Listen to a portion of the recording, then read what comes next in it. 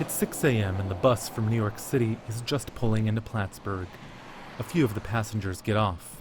They get into taxis waiting to take them some 50 kilometers further north to the border with Canada. Just past sunrise, they begin arriving here at Wroxham Road. A Canadian officer warns this Nigerian family. It's not a legal way into Canada. It's not a port of entry. If you cross here, you're going to be arrested. They proceed anyway. It's a scene that gets repeated several times a day, several days a week. These men came from Haiti. I worked for the government, but I had to leave because my life was in danger. All right, stop. You're both under arrest because you entered the country illegally. Before crossing, this Syrian mother and daughter told us they have no other choice. Take your bag. Few are willing to open up beyond that. Half of Wroxham Road is here in the US, the other half is right there in Canada, and the only thing that divides them is this makeshift barrier. The actual crossing is just down the road. Noticeably missing here are US law enforcement.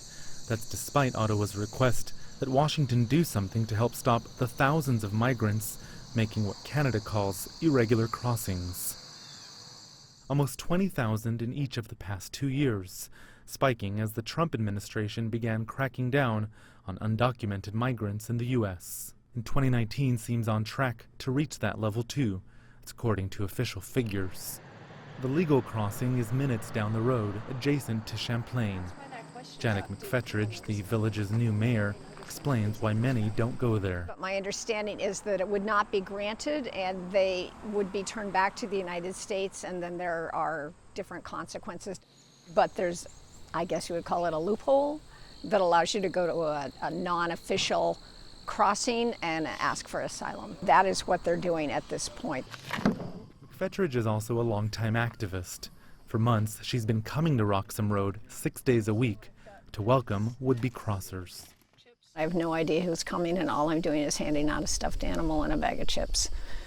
And that's just a little stop in their journey of whatever their decision is to do with their lives. So we're going to walk together right here. You're going to stand right there. Just listen to the police, okay? I believe that I can make a little bit of a positive difference in a difficult situation for some of them at that moment. And if it were me, I think I would hope that somebody would be there to wish me well. Come in. Yeah, you can come if you want. Those seeking asylum will not be penalized by Canada for crossing here. In fact, by the end of the day, most will end up in government housing in Montreal. Inevitably, some will be sent home, but others will find a new home, a new road that began where Wroxham Road ends. Whnpa on the US-Canada border.